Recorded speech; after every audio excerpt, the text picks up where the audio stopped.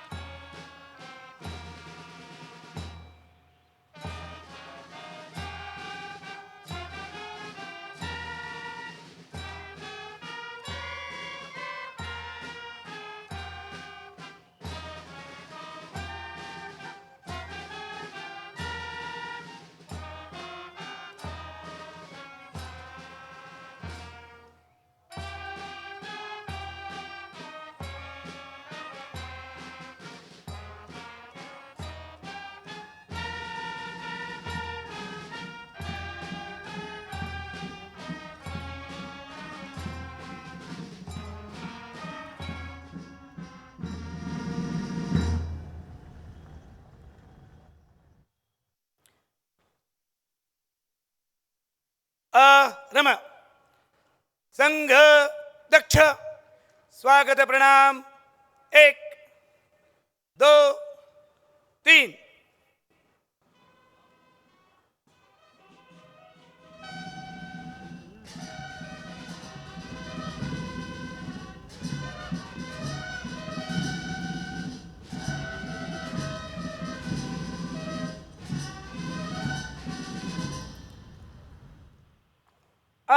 रमा. संघ दक्ष.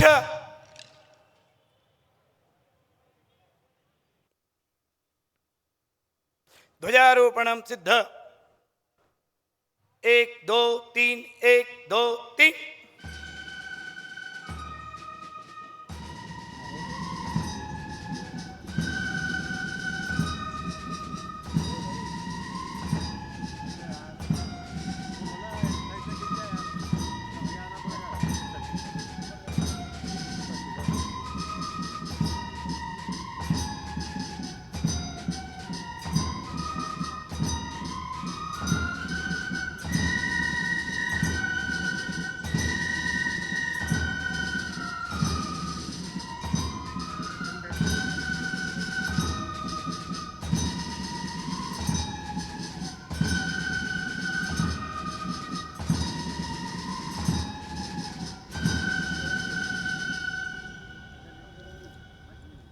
ध्वज प्रणाम. 1 2 3.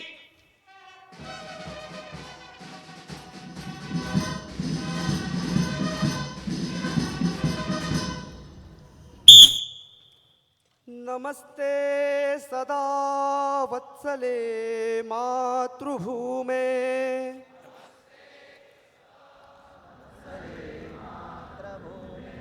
त्वया हिन्दुभूमे सुखं वर्धितोऽहम्.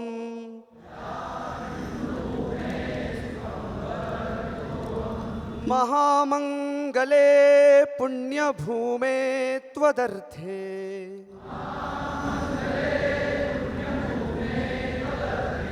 पतत्वेश कायो नमस्ते नमस्ते.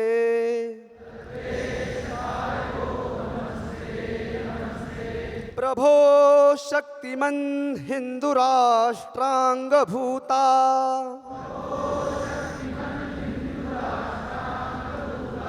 इमे सादरं त्वां नमामो वयम्.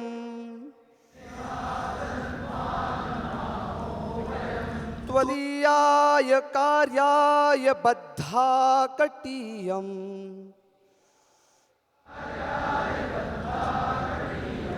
शुभामाशिषं देहि तत्पूरये.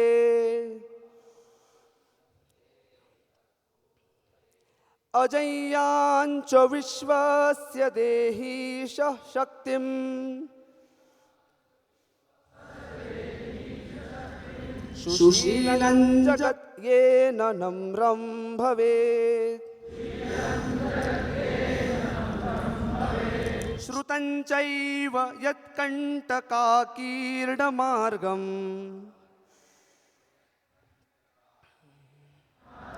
स्वयं स्वीकृतन्न सुगङ्कारयेत्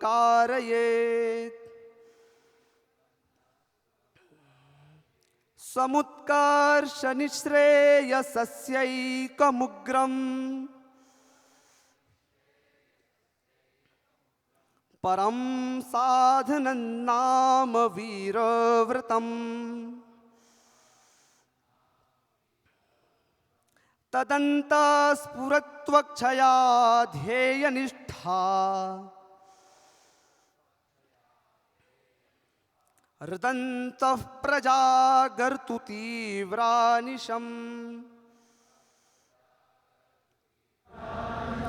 विजेत्री च न संहता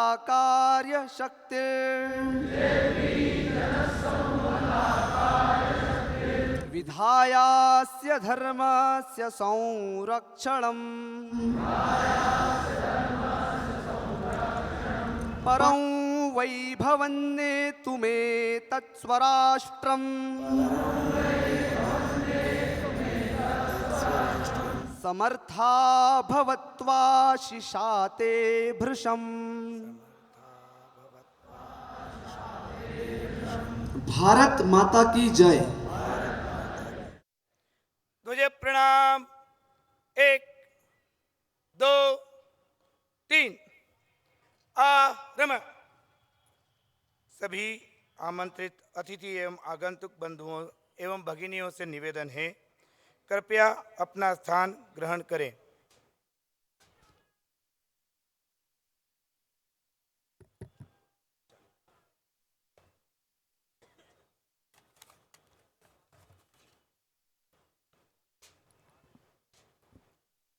स्वर शतकम कार्यक्रम की भूमिका एवं प्रतिवेदन।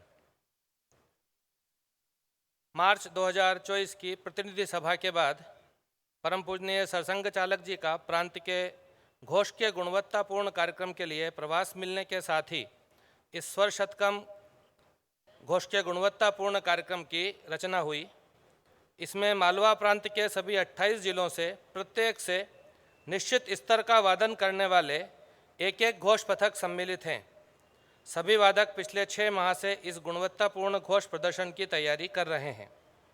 अपने अपने स्थान पर तैयारी करने के साथ ही सभी वादक 31 दिसंबर रात्रि से एमराल्ड हाइट इंटरनेशनल स्कूल में 3 दिवसीय घोष शिविर हेतु एकत्र हुए और शुद्ध और सांघिक वादन का अभ्यास किया।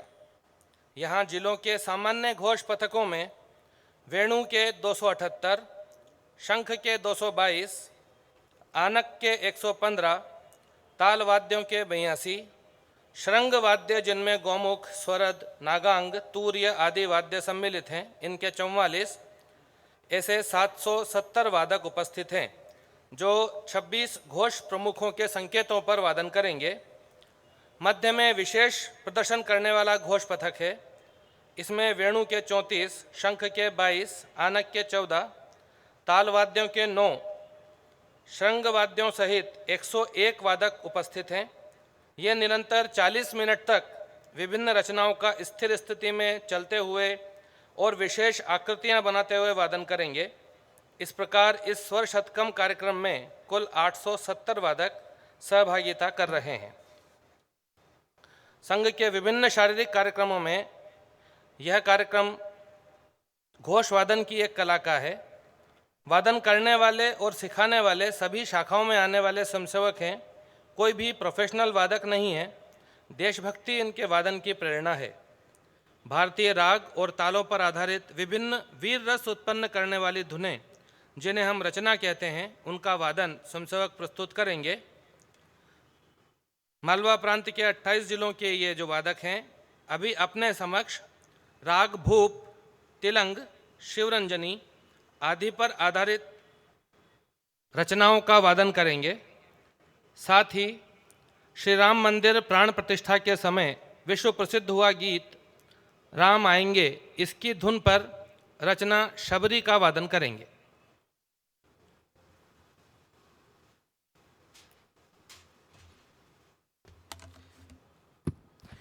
घोष दक्ष, घोष सिद्ध, शंखदल, एक दो, एक दो।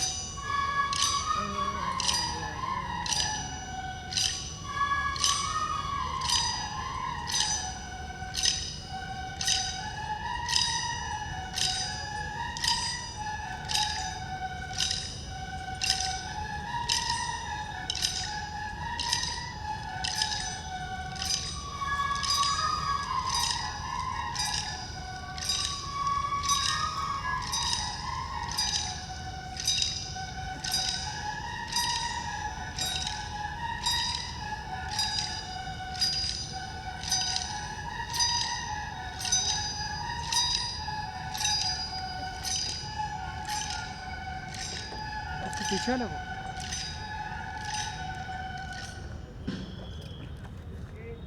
शेष घोषवादक स्थलानक विभागशः 1 2 3 4 उपविश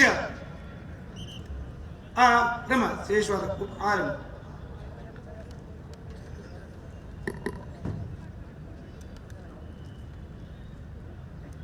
अभी इस चरण में चयनित 101 वादक कुछ प्रगत रचनाओं का वादन करेंगे। प्रारंभ सिख समाज के 10 गुरुओं को नमन करते हुए शंख की रचना दशमेश से करेंगे। इसके पश्चात राग हंस ध्वनि, बहार, केदार, तिलक का मोद आदि पर आधारित रचनाएं बजाएंगे। साथ ही कुछ व्यूह अर्थात आकृतियां बनाएंगे, जैसे संघ के शताब्दी वर्ष को दर्शाते हुए 100 का अंक बनाना, महाकालेश्वर का शिवलिंग बनाना आदि। साथ ही वीर सावरकर द्वारा रचित रचना जो जयोस्तुते गीत है उस पर आधारित रचना जयोस्तुते का वादन करेंगे।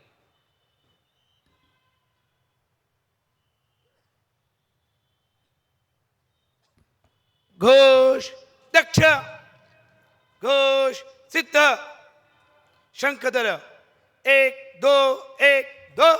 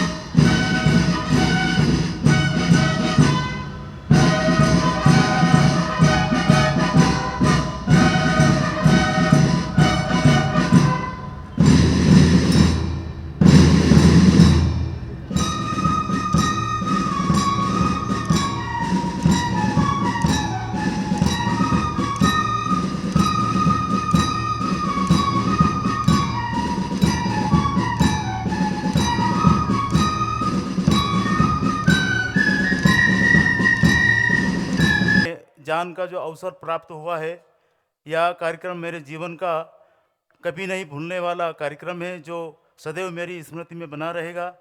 इतने अनुशासन के में रहकर इतना समय और इतनी रचना करना वाकई में एक अद्भुत है। हम भी कला एवं फाउंडेशन के माध्यम से इस संस्कृति को जीवित रखने का काम कर रहे हैं कि हमारी ऐसे ही संस्कृति जीवित रहे, आगे भी बनी रहे। मैं मुझे कुछ ज़्यादा बोलना याद नहीं, मुझे गाना याद है तो मैं गाता जाता हूँ, बोलता कम हूँ।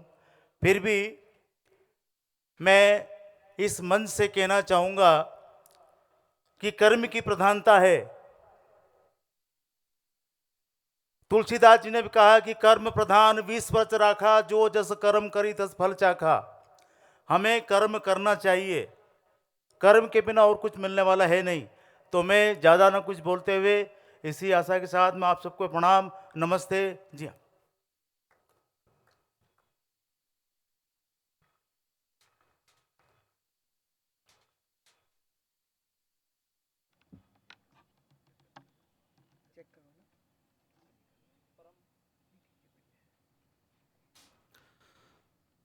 परम पूजनीय सरसंघ चालक जी से विनम्र प्रार्थना है कि वैयक्तिक गीत के बाद अपना प्राथेय प्रदान करें।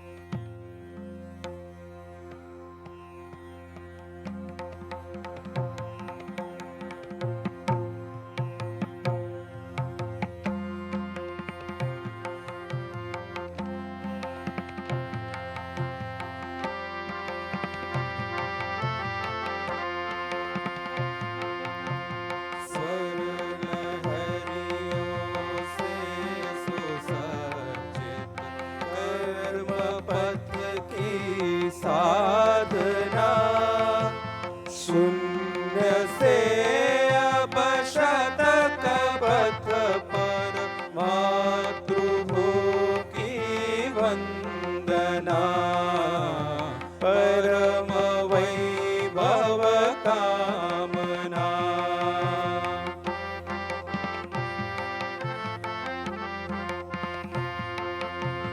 शंख ध्वनि का स्वर निनादित पूर्ण नभ आह्लादितम्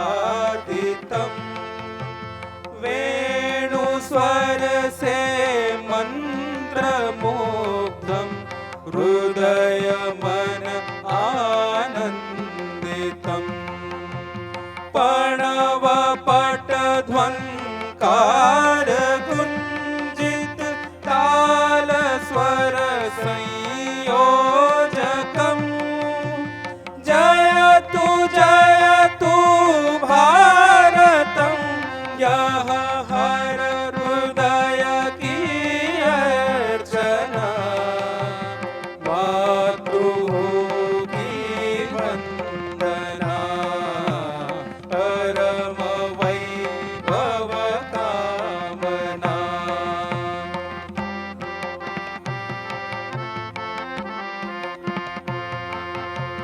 तंत्र का यह काम केवल साधनों की पूर्ति हो न्याय शिक्षा स्वास्थ्य भोजन जन सुलभ आपूर्ति हो किंतु जागृत व्यक्ति राष्ट्र हित पुरुषार्थी हो कर्म प्रवणों की प्रतिष्ठा स्वावलंबी सर्जना मातृभूमि की वंदना परम वैभव कामना।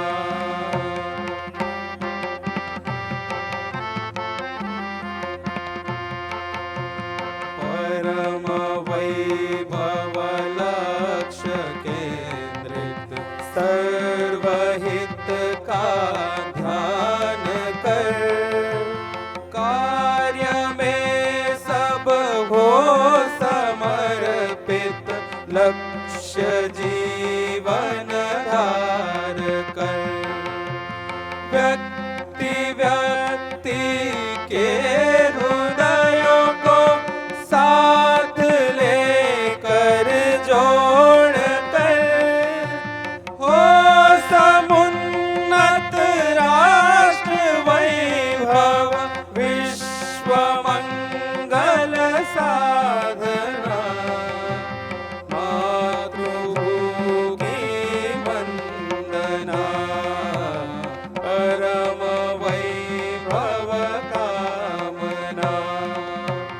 स्वर लहरियों से सुसज्जित कर्म पथ की साधना, शून्य से अब शतक पथ पर मातृभू की वंदना, परम वैभव कामना, यह हर हृदय की अर्चना, स्वावलंबी सर्जना, विश्व मंगल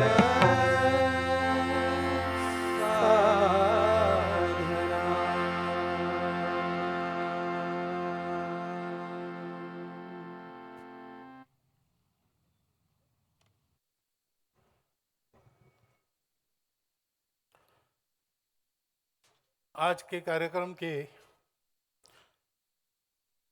अतिथि महोदय प्रसिद्ध कबीर गायक पद्मश्री कवलराम जी, माननीय प्रांत संघचालक जी, माननीय विभाग संघचालक जी, उपस्थित सभी नागरिक सज्जन, माता भगिनी एवं आत्मीय स्वयंसेवक बंधु,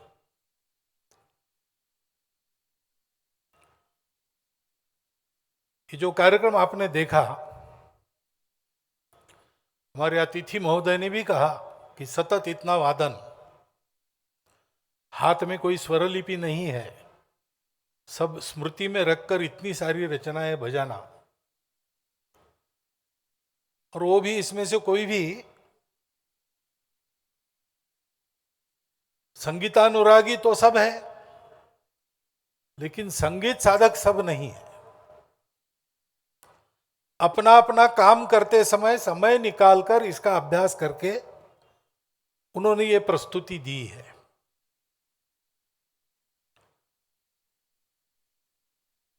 और इसके लिए स्वाभाविक सभी को ऐसा वृंदवादन देखने के बाद आश्चर्य लगता है। आश्चर्य दो बातों का होता है, एक तो ये जो परिश्रम है, ऐसे सब लोग इतना परिश्रम करके इस प्रकार का वादन, इस स्तर का वादन कर सकते हैं, एक आश्चर्य की बात होती है। दूसरी बात होती है कि मैदानी संगीत में, रण संगीत में, मार्शल म्यूजिक में रागदारी बच सकती है,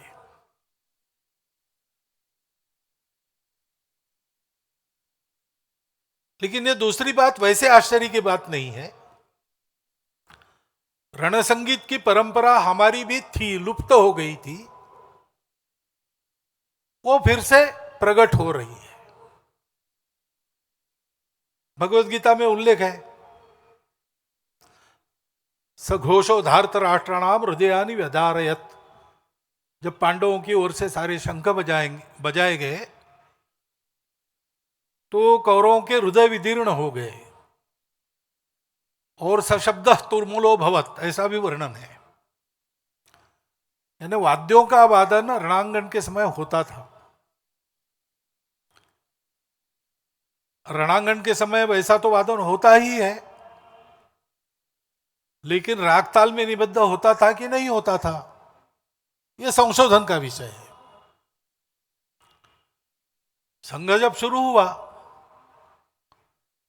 तो शारीरिक कार्यक्रमों के लिए संगत अच्छी लगती है, उससे कार्यक्रम भी व्यवस्थित होता है, देखने में भी अच्छा दिखता है।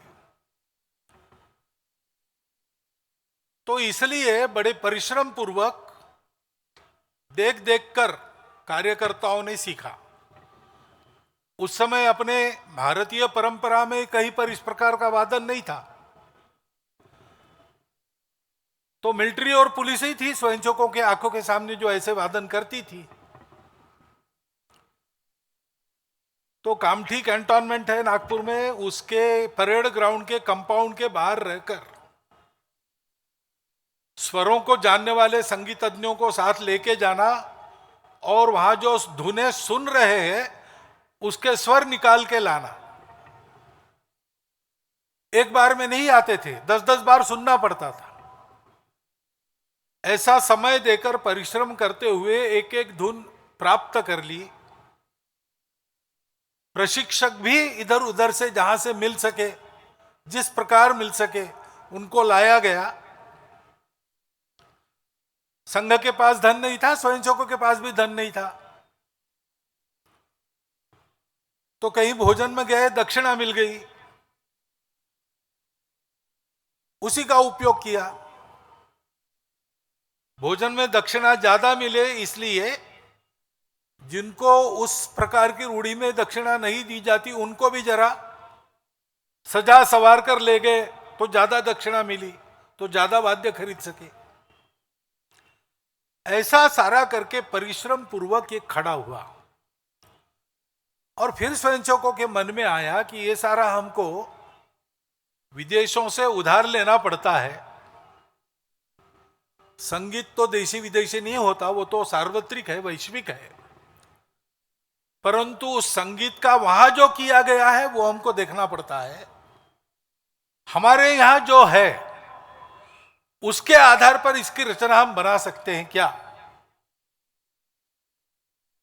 तो ध्वजारोपण ध्वज चढ़ रहा था, तब आपने जो रचना सुनी रागेश्वरी राग में, वो रचना पहले बनी और बाद में संचलन के, व्यायाम योग के लिए अनुकूल ऐसी भारतीय संगीत के आधार पर रचना या बनी, भारतीय तालों के आधार पर, और वादन शुरू हो गया और बढ़ते बढ़ते आज इस प्रकार हो गया है।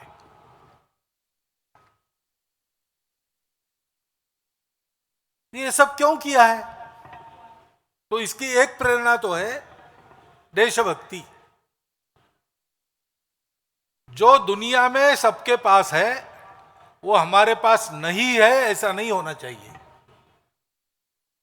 हमारा देश पीछे रहने वाला देश नहीं, दरिद्री देश नहीं है। सारे विश्व के देशों की मंडली में हम भी अग्रपंक्ति में बैठकर बता सकते हैं कि हमारे पास ये भी है, हमारे पास ये भी है। लेकिन और एक बात है, संघ के सारे कार्यक्रम जो होते हैं, जिनके प्रदर्शन आप देखते हैं, वो कार्यक्रम शाखा में हम करते हैं, वो प्रदर्शन के लिए नहीं करते, करते ही इसलिए उसका प्रदर्शन होता है कार्यक्रमों में। लेकिन उन सब कार्यक्रमों से मनुष्य की प्रवृत्ति, स्वभाव, संस्कार बनता है, उसके सद्गुणों में वृद्धि होती है।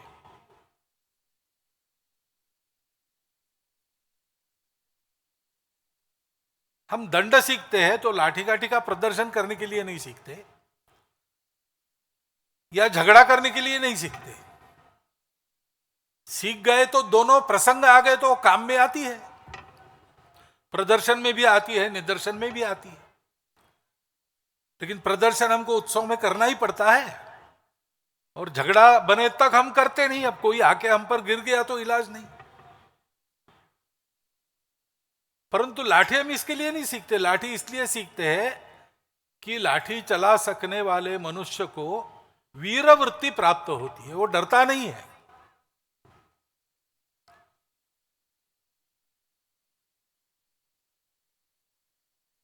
जो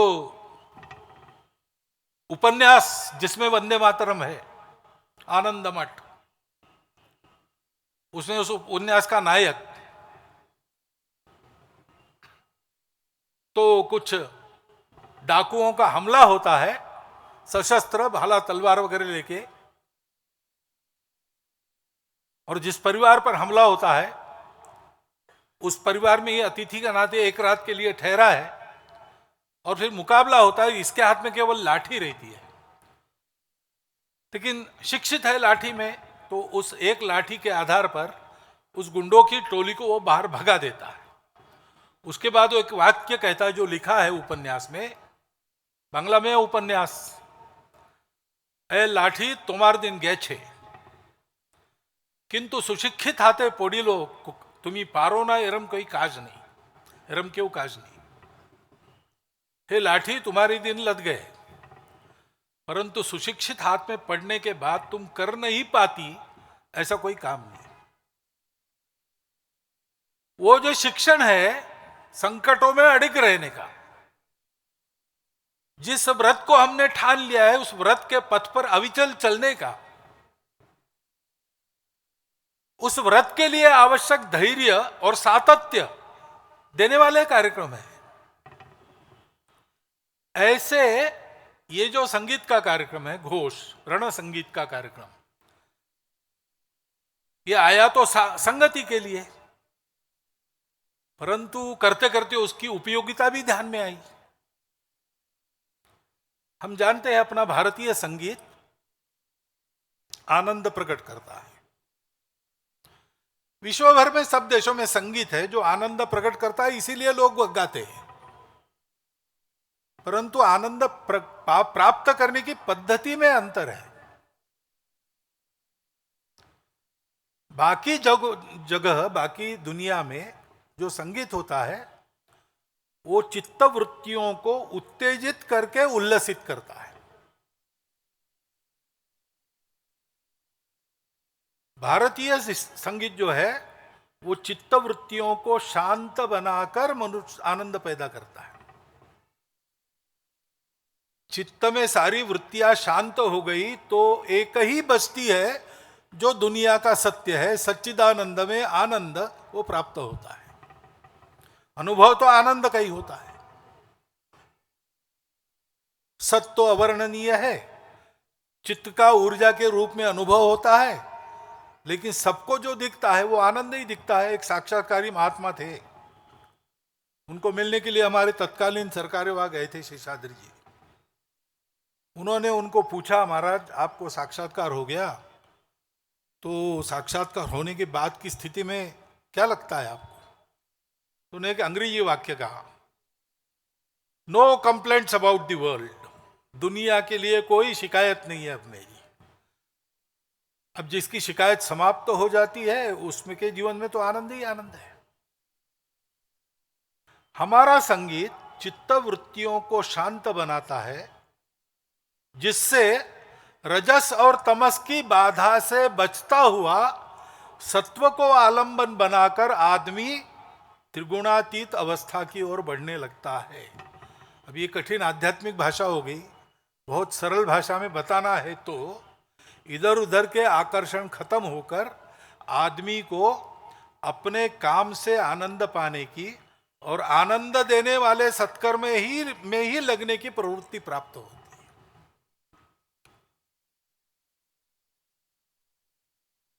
बजाते हैं सब अपना अपना वादन करने वाले, इसमें निष्णात वादक भी होंगे, कुछ हो सकता है उनके कार्यक्रम भी होते होंगे, दो चार तो निकल ही जाएंगे इसमें, परंतु यहां वो मनमाना वादन नहीं करते। यहां वो सबके साथ वादन करते, सबके सुर में अपना सुर मिलाते।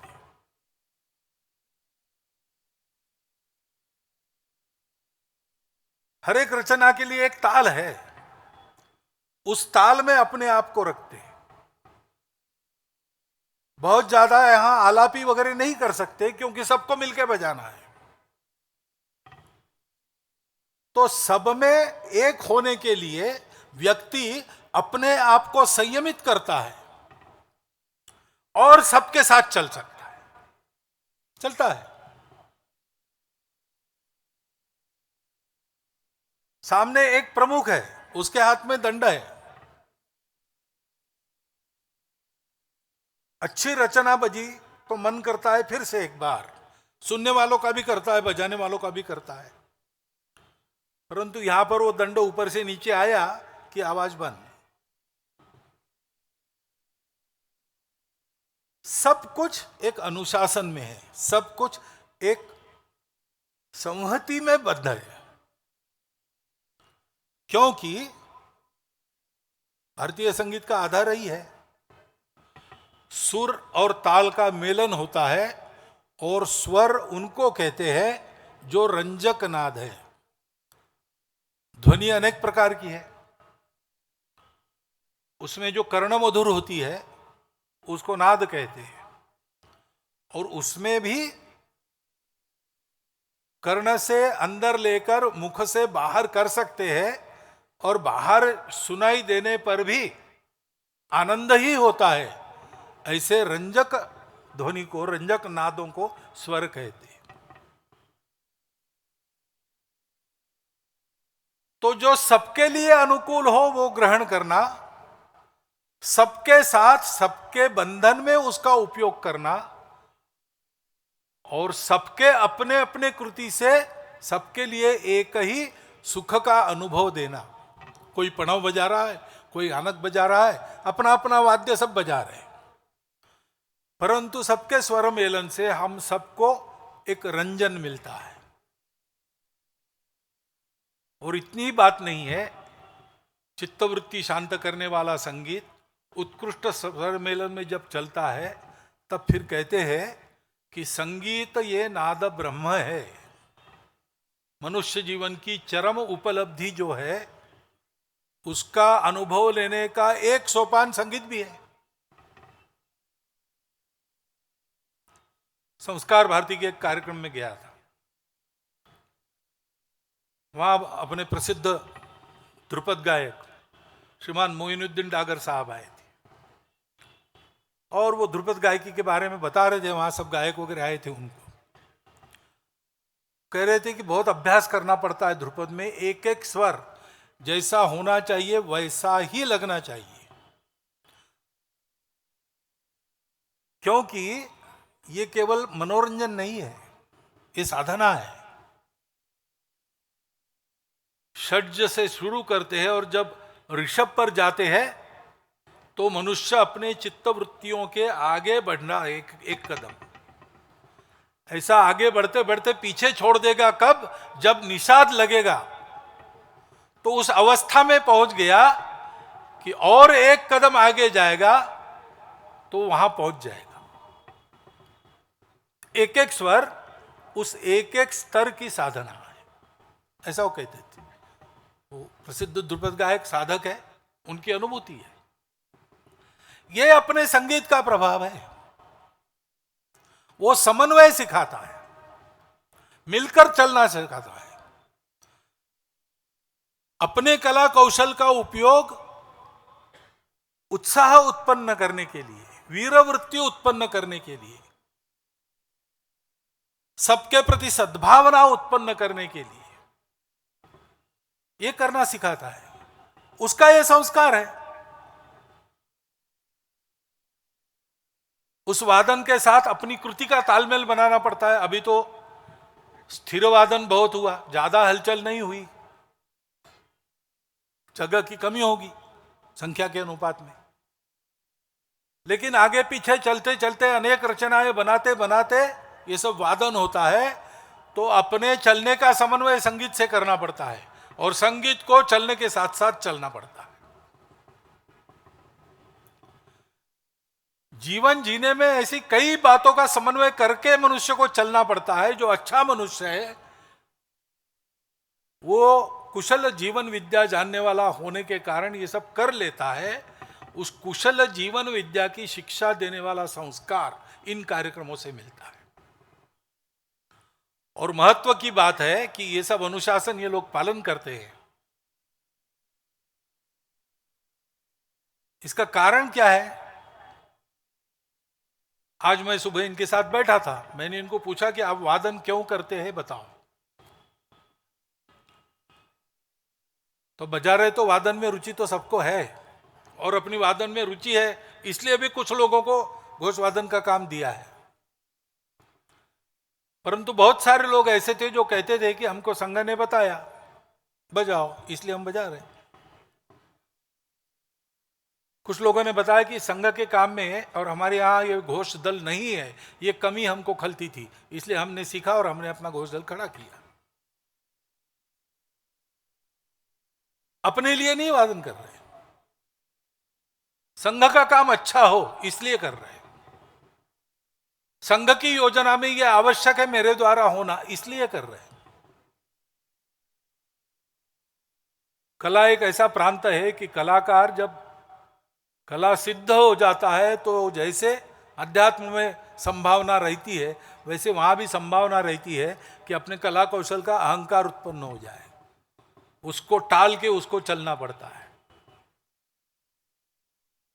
यहां तो प्रारंभ में ही मैं मेरे लिए बजा ही नहीं रहा हूं, इसमें मेरा कुछ नहीं है, संघ ने बताया कर रहा हूं। संघ जिस दिन कहेगा चुप, उस दिन चुप हो जाओ। यह भी क्यों है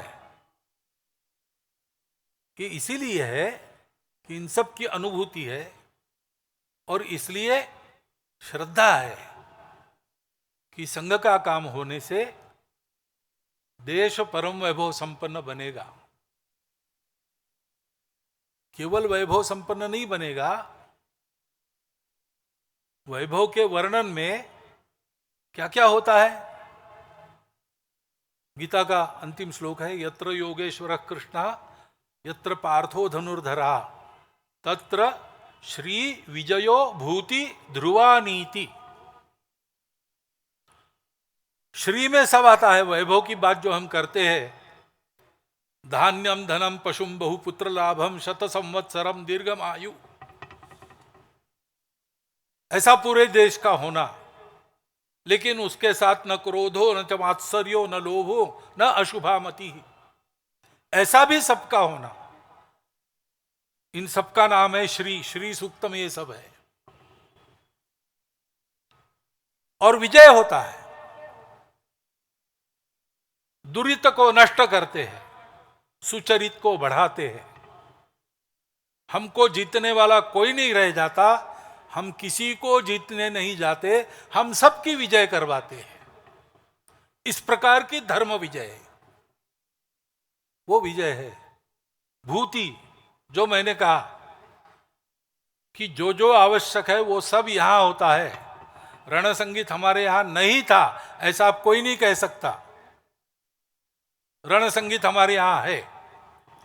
भारतीय संगीत में एक बंद पड़ा दालन फिर से खुल गया है, ये भूति है। लेकिन ध्रुवा नीति कभी भी इन सबके प्रभाव से भी न ढलने वाली नीति, वो खड़ी होती है।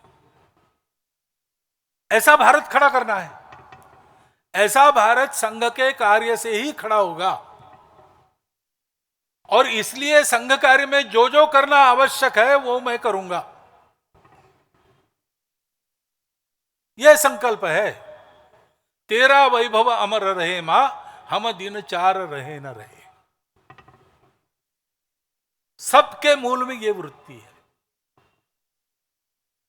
आपने प्रदर्शन देखा, ये प्रदर्शन तो और भी लोग कर सकते हैं, लेकिन इसके पीछे वृत्ति चाहिए। गुणों की कमी नहीं है, भारत में भी नहीं है, दुनिया में भी नहीं है। सद्गुणों के ठेकेदार केवल हम लोग हैं ऐसा नहीं है, दुनिया में सर्वत्र गुण है। श्री दत्तात्रेय महाराज के बारे में तो ये बताते हैं कि उन्होंने 24 गुरु किए थे, उसमें तो चींटी भी गुरु है, हाथी भी गुरु है।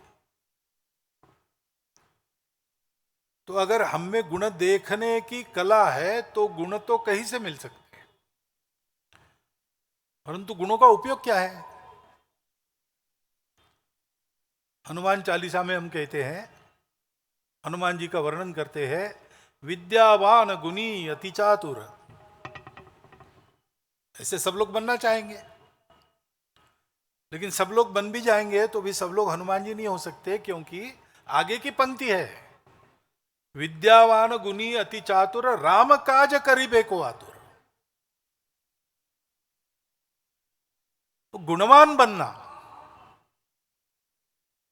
व्यक्तिगत दृष्टि से गुणवान बनना, सामूहिक दृष्टि से गुणवान बनना, परंतु ये सारा देश के मातृभूमि के हित में अर्पण हो, यह भक्ति है। और भक्ति होने के कारण स्वयंसेवक मन में ही मन कहता है कि भगवान मैं ये आपको अर्पण कर रहा हूं, लेकिन ये आपको मैं अर्पण कर रहा हूं, मेरे पास कहां से आया। त्वदीय वस्तु गोविंदम तुभ्यमेव समर्पितम। इस प्रकार मैं और मेरा से रहित होकर विशुद्ध आत्मीयता के भाव से देश को, देशवासियों को बड़ा करने के लिए जो जो जब जब करना पड़ता है सो तब कब करना है, उपदेश नहीं करना है, उदाहरण रखना है। ये जो स्वयंसेवकत्व का स्वभाव है, उस स्वभाव के चलते ये होता है और ये चलकर उसी स्वभाव को बनाता है। ऐसा ये चक्र में नहीं, नियमित क्रम कार्यक्रमों का संघ में चलता है, परपेचुअल ऐसा चलता है। घोषवादन भी उसी के लिए चलता है। आपने इसके संगीत का आनंद लिया होगा, लेकिन थोड़ा इस ओर भी दृष्टि कीजिए। ललहाता पेड़ आप देख रहे हैं, उसके फल पुष्प देखकर आनंद हो रहा है, पुष्पों की सुगंध आप ले रहे हैं, उसके पर्णश्री की सारी साज सज्जा आपके मन को भी हरा भरा कर रही हो। परंतु थोड़ा ये सोचिए कि ऐसा ये वृक्ष खड़ा है, अब 100 साल होते जा रहे, इसकी जड़ें कहां कहां और कितनी गहरी है। वास्तव में तो ये करने का, ये सुनने का, ये देखने का फल तब है जब ये सब जो सामने है वो हमारे अंदर भी समा जाए। और इसलिए मेरा आपको आह्वान है, हमारे स्वयंसेवकी जो प्रयास कर रहे हैं उसमें आपका अनुमोदन रहता है, आपकी सदाशय भरी शुभेच्छाओं के कारण हमारा उत्साह भी बढ़ता है। परंतु वास्तव में ये जो देखना है वो उस देखने को अपने अंदर लाने के लिए है। केवल संघ के स्वयंसेवक ऐसे बने ऐसा नहीं है, हम सबको ऐसा बनना पड़ेगा। हमारे पूरे समाज में यह सद्गुण संपन्ना आनी पड़ेगी और इसलिए उसका प्रदर्शन हम करते हैं। नहीं तो यही प्रदर्शन ये लोग मेरे सामने कर सकते थे। भारतवर्ष में संघ की इस विधात के 25, 30, 40 वरिष्ठ जानकार लोग हैं, उनके सामने कर सकते थे और इन्होंने किया, कैसे किया, क्या कमी रही, क्या अच्छा हुआ, ये सब हम उनको बता सकते थे। लेकिन आपके सामने इसको करने का कारण क्या है? लगे हाथ आपको कुछ अच्छा दिखाने सुनाने का अवसर मिलता है, ये तो है ही, लेकिन मुख्य बात वो नहीं है। मुख्य बात ये है कि ये ऐसा करने से ऐसा होता है, ये आपके समझ में आए और आप लोग भी राष्ट्र के नवनिर्माण के इस महाअभियान में इसके कार्यकर्ता बनकर लगे। इसलिए आपके सामने ये प्रदर्शन हुआ है। जिस प्रकार की मेहनत इन लोगों को करनी पड़ी है वो बहुत प्रचंड मेहनत है और समय भी कम मिला है। 8 महीने कोई समय नहीं होता है संगीत की साधना में, परंतु फिर भी एक सुंदर प्रदर्शन आपके सामने उन्होंने किया।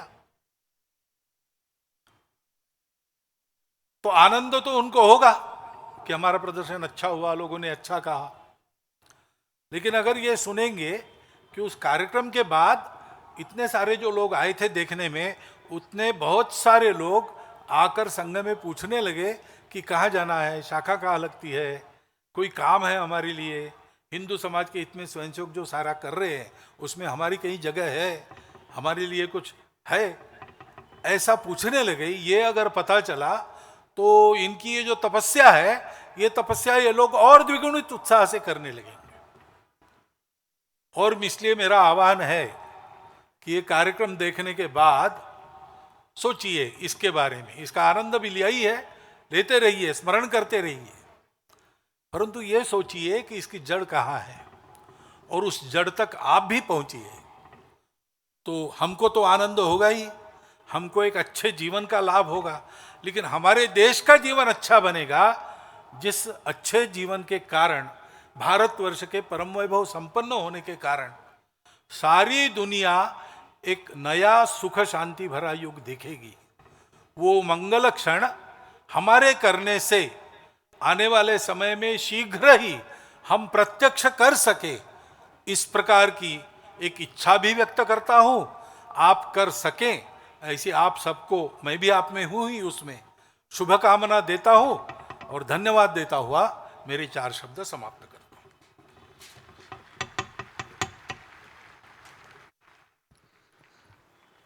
सावधान, उत्तिष्ठ,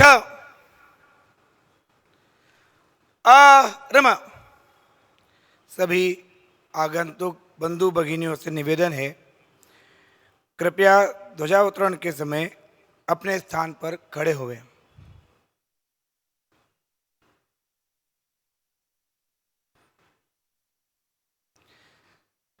संघ दक्ष, तुझे प्रणाम। 1 2 3।